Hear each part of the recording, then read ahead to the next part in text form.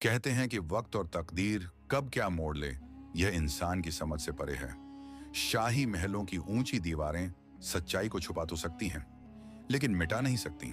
सुल्तान अब्दुल हकीम अपनी सल्तनत और ताकत के नशे में यह भूल गए थे कि कुदरत के इंसाफ की लाठी बेआवाज होती है।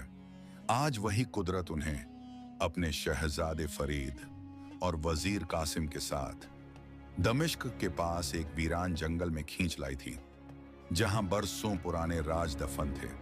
शिकार की तलाश में निकले सुल्तान को खबर नहीं थी कि आज वह खुद वक्त के एक बड़े फैसले का शिकार होने वाले हैं। आसमान का रंग बदल रहा था, हवाओं में एक अजीब सी बेचैनी थी, मानो जंगल का जर्रा जर्रा गवाही देने के लिए तैयार हो कि आज झूठ का पर्दाफाश होगा और सच का सूरज निकलेगा। शाम ढल रही थी, लेकिन शिकार का कोई नामो निशान नहीं था। और इसी मायूसी के बीच अभी तक कोई शिकार हाथ नहीं आया और ऊपर से मौसम भी खराब होता जा रहा था। मुझे तो लगता है कोई बड़ा तूफान आने वाला है। आपका अंदाजा सही है शहजादे। इससे पहले कि तूफान आए, हमें इस जंगल से बाहर निकल जाना चाहिए। हमें जल्द से जल्द महल लौटना होगा। वैसे भी यह इलाका हमारे लिए नया है। हाँ वजीर साहब, आप सही कह रहे हैं। चलिए लौट चलते हैं। इतना कहकर वह आगे बढ़ते हैं, लेकिन कुछ ही देर बाद अचानक बिजली कड़कने लगती है और जोरदार बारिश शुरू हो जाती है। उफ, ये बारिश कितनी तेज है, सामने कुछ भी दिखाई नहीं दे रहा। अब क्या करें? ये रास्ता भी बंद हो गया है। हाँ शहजादे, ये जंगल बहुत घना है। अगर हम गलत दिशा में चले गए तो मुश्किल बढ़ सकती है।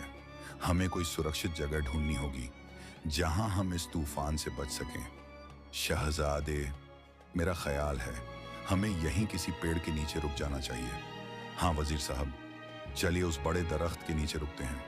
इतना कहकर वे एक बड़े पेड़ के नीचे खड़े हो जाते हैं। वजीर साहब, ये तूफान तो अचानक बहुत तेज हो गया। शहजादे, मुझे तो लगता है आज यह तूफान पूरे जंगल को तबाह कर देगा। वजीर साहब, खैर की बात कीजिए। उन्हें वहां खड़े काफी देर हो जाती है। हुजूर, हमें रुके हुए काफी समय हो गया है, लेकिन यह बारिश रुकने का नाम नहीं ले रही। अब क्या किया जाए? अरे वजीर साहब, देखो, बारिश रुक गई, जैसे कुछ हुआ ही ना हो।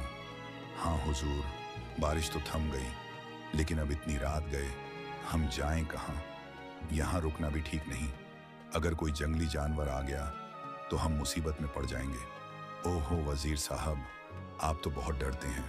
चलिए आगे बढ़ते हैं, रास्ता मिल ही जाएगा। इतना कहकर शहजादा, वजीर और सिपाही आगे बढ़ते हैं और जंगल से निकलने का रास्ता ढूंढते हैं। तभी उन्हें सामने से कोई आता हुआ दिखाई देता है। शहजादे, कोई हमारी तरफ आ रहा है। कहीं कोई साया तो नहीं? अरे, यह तो कोई बुजुर्ग औरत लगती है। इतनी रात में ये यहाँ क्या कर रही है? अम्मा, आप कौन हैं और इस जंगल में अकेली क्या कर रही हैं? बेटा, मैं यहीं पास में अपनी छोटी सी झोपड़ी में रहती हूँ। तुम लोग कौन हो और इतनी रात में यहाँ क्या कर रहे हो? अम्मा, हम बगदाद के सुल्तान अब्दुल हकीम के लोग हैं। ये उनके बेटे शहजादे फरीद हैं और मैं वजीर कासिम हूँ। हम शिकार के लिए आए थे, लेकिन तूफान में फंस गए। काफी देर से रास्ता ढूंढ रहे हैं, लेकिन कोई रास्ता नहीं मिला।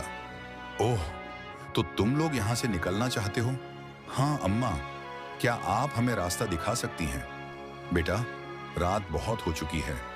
मैं कहती हूँ तुम मेरी झोपड़ी में रात गुजार लो, सुबह होते ही निकल जाना। खाना पानी भी मिल जाएगा।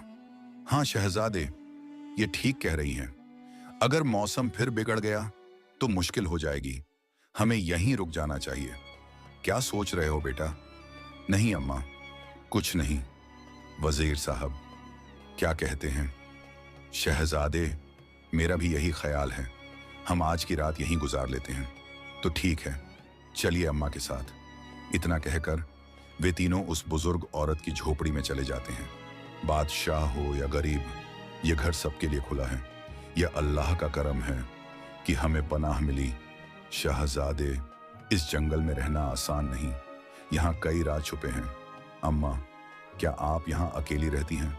हाँ बेटा, मेरा बेटा काम के सिलसिले में बाहर गया हुआ है। डर नहीं लगता अम्मा? डर उस इंसान को लगता है जो गलत रास्ते पर हो।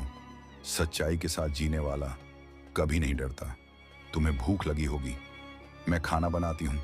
हाँ अम्मा, लेकिन पहले पानी मिल जाए, गला सूख रहा है।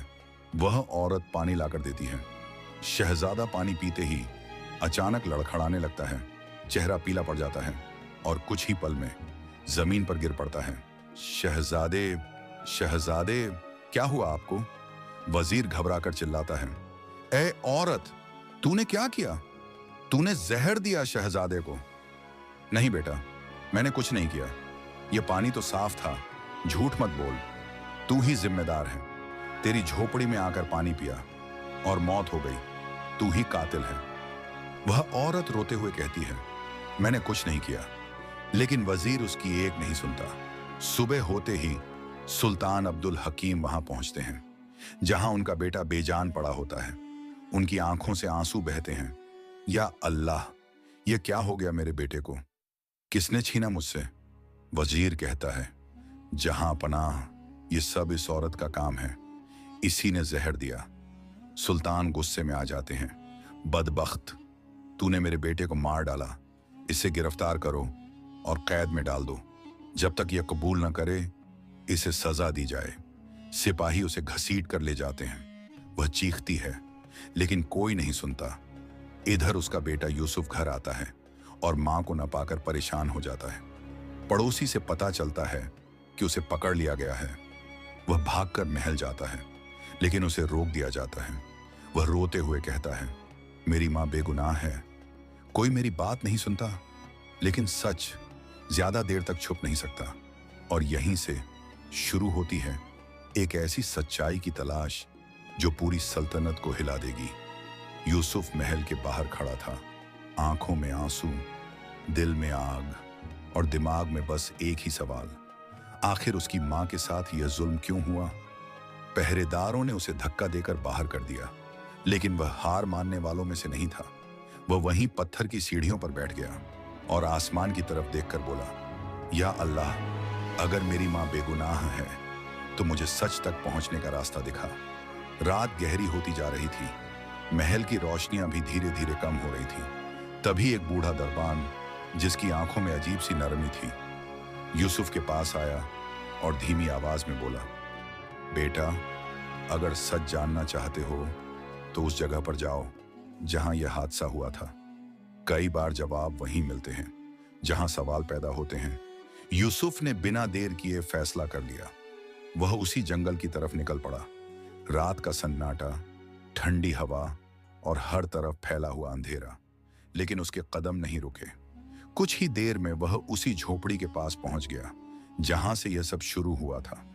झोपड़ी वीरान पड़ी थी, दरवाजा आधा खुला और अंदर सन्नाटा। यूसुफ धीरे धीरे अंदर गया, हर चीज को गौर से देखने लगा। तभी उसकी नजर जमीन पर गिरे हुए एक छोटे से प्याले पर पड़ी। वह वही प्याला था जिसे शहजादे ने पानी पिया था। यूसुफ ने उसे उठाया, ध्यान से देखा और अचानक उसे एहसास हुआ कि उस प्याले से अजीब सी बू आ रही थी, जैसे उसमें कोई कड़वी चीज मिलाई गई हो। वह समझ गया कि खेल कुछ और ही है। उसी वक्त झोपड़ी के पीछे से हल्की सी आहट आई। यूसुफ चौकन्ना हो गया। कौन है वहां? सामने आओ। धीरे धीरे अंधेरे से एक आदमी बाहर आया। उसका चेहरा डरा हुआ था और आवाज कांप रही थी। मुझे माफ कर दो, मैं और चुप नहीं रह सकता। तुम कौन हो? यूसुफ ने सख्ती से पूछा। मैं महल का सिपाही हूं। उस रात मैं भी वजीर कासिम के साथ था।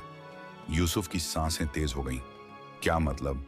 सच बताओ, सिपाही ने कांपते हुए कहा। उस रात जब बूढ़ी औरत खाना बना रही थी, वजीर ने मौका देखकर उसी प्याले में कुछ मिला दिया था। मैंने अपनी आंखों से देखा, लेकिन डर के मारे कुछ कह नहीं पाया। उसने मुझे धमकी दी थी कि अगर मैंने मुंह खोला तो मेरा पूरा खानदान खत्म कर देगा। यूसुफ की आंखों में गुस्सा भर गया।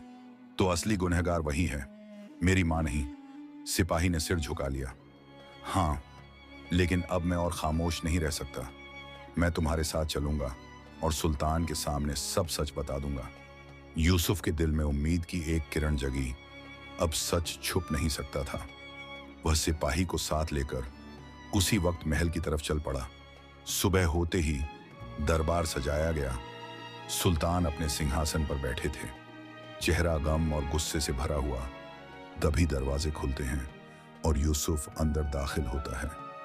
जहां पनाह, आज मैं सच लेकर आया हूं। मेरी मां बेगुनाह है और असली मुजरिम कोई और है। दरबार में सन्नाटा छा गया। सुल्तान ने गहरी नजर से यूसुफ को देखा।